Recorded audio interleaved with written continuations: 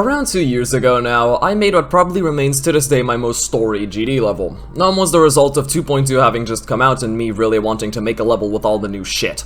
I started in very late 2023, around a week after 2.2's release, and finished it on March 9th of 2024. It's been a couple of years, and even if I've made a few more levels since, Numb remains the only one I've actively shared previews of, so we got a little history lesson on our hands. Let's start. Just like the vast majority of my levels, it started with the song rather than with a gameplay idea or deco idea. I discovered Numb by Linkin Park in a really stupid way. You know how YouTube playlists just kinda break sometimes if you have them running on shuffle for long enough? Yeah. On December 14th of 2023, I was running Pixel Quest 16 levels glitched when my playlist broke right after playing in the end, so YouTube just autoplayed Numb for like 15 seconds and then stopped. I ended up submitting the run so I can actually show the clip on screen right now. I do not know what the song is, by the way. This is not in my music to listen to playlist. I guess. It sounds nice. Never mind, it just stopped. Anyway, that's how I ended up choosing the song. Now for the level itself. A lot of the gameplay was realized purely from me wanting to make some pretty basic gameplay with the new features while also not really abusing them too much. The main thing I'd really used from 2.2 here was the free mode. Every other major 2.2 gameplay element only really appears a couple of times at most. Preview 1 was pretty much just the bare outline for the first cube ship and a bit more gameplay after that. What I do find pretty funny looking back was that this ship section stayed almost completely unchanged gameplay-wise. I'd ended up sprucing up the structures a bit to make them more interesting to look at later on, but that's about it.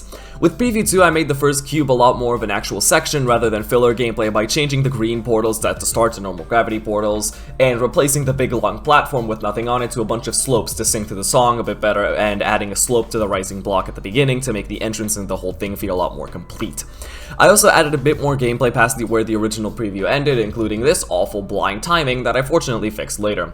Preview 3 added all the gameplay until the second verse. This cube duel is a point of relative interest here because I wanted to make short duel sections for each of Mike Shinoda's parts, and this first one is easily the most complicated of them. I started by just making click-sync gameplay to the vocals, and then I held the dash rope to the end while playtesting and realized adding some keys and a release timing was actually more than enough to wrap up the part. The first drop was made entirely from me click-syncing some ship UFO and wave gameplay, then copy-pasting the same slope over and over again. It's a really simple way of making gameplay, but since I wasn't going for any sophisticated deco, it worked. Preview 4 was where I started messing around with the new triggers, all of which was done with the first drop. I added some color changes as the main effect, a lens that stays with you for the whole level to make the atmosphere a bit stronger, and some blurs on the parts where the wave goes down, then back up. I also built all of the second verse. The duels here are a lot simpler than the first, so instead I'd like to highlight the one time in this level I built gameplay around the song. This short ball section where the platforms close in on you came from me hearing the lyrics holding too tightly while playtesting and then having one of those light bulb above head moments. I think it turned out well. Preview 5 added a couple filters in the first half, as well as changing the original end to Preview 4 to be a more dynamic transition into the drop. The next two are just deco previews of the pre-drop. Going back through these, I realized just how big of a difference making the poles in this dual ball move up and down was. It makes the entire thing way more interesting visually.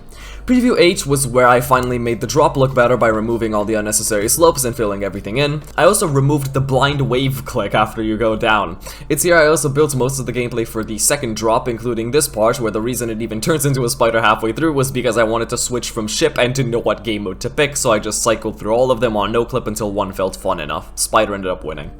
I also added 2 question marks in the first and second verse that, if collected, spawn an extra timing for you to get a coin at the end of the level. Preview 9 decorated the second drop, as well as fixing a formerly really bad transition into this dual ship in the second verse. If you look in the editor, you'll notice this preview specifically ends on a bunch of pickup triggers. These are one of the many artifacts displayed at the museum. Now, what is the museum? Well, it's a rectangle above the level filled with a bunch of stuff that was originally going to be in there and then got cut. Alright, Preview 10 added the bridge of the song, which I decided to make a long corridor at 4x speed with the UFO ball and ship. After the ship, we get our first and only swing copter part in the entire level. Considering 2.2 had just come out, I didn't want to overuse the swing copter and make any of its parts too difficult, so I decided on only this one and make it click sync too, so it's a bit easier. After this ship corridor comes probably the biggest unused part of the level. These ship and UFO parts were either cut or relatively heavily altered before making it to the final level, mostly because they all felt very anticlimactic or derivative. Preview 11 changed the transition out of the straight fly corridor to be a pillar that launches you up as the cube, and then you do a couple more inputs before being launched up again, this time into a ship and a UFO from Preview 10, except decorated to actually fit the level this time. This was the last of the previews, so from now on we just got the final level to work with. I really wanted the final part before the final cube to feel like the absolute climax of the level, so I went with a robot where the gameplay syncs to Chester's vocals and the decoration syncs to Mike's vocals. The results, combined with fast background changes and this dual gimmick for each of the orb trios, ended up way better than I thought it would. The final cube is simply a callback to the first, ending the level how it started, in a similar way to how the song begins and ends sort of the same way. That's pretty much every part of the level. Looking back, I think both the gameplay and deco of this level are still more than acceptable today, and the building process was easily the funnest out of any level I've made. Alright, that's about all. Thanks for watching. Bye!